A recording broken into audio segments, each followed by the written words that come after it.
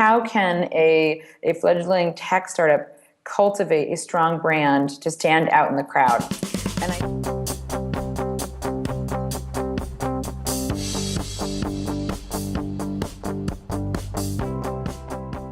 And I think that's a fantastic question.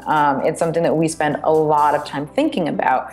And honestly, what a lot of it has to do with is really getting to know your audience. When I was building out the community practice at Crunch in 2004, I spent a lot of time in the field. I spent at least half of my time pretending to be a customer, and not just sort of going through the motions of like watching what customers were doing, but really putting myself in the shoes of a customer and really understanding the mindset of those who were around me.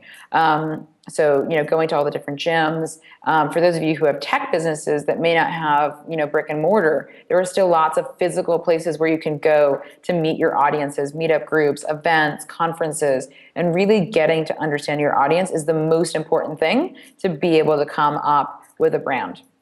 Now, once you do, it's looking at the competitive set and looking at how your competitors are positioning themselves in the marketplace, how they're messaging, their positioning, and then finding that kind of white space, that opening to articulate how you are different and how you're going to solve their pain point.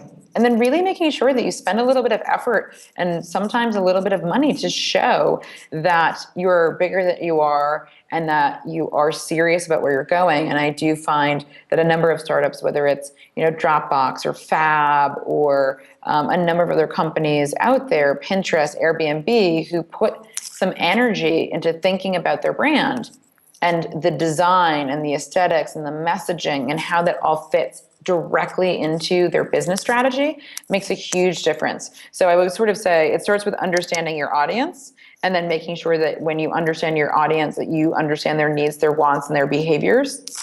And that's aligned with the business objectives and sort of the brand strategy that you're putting forward to actually create an identity and assets that bring that to life.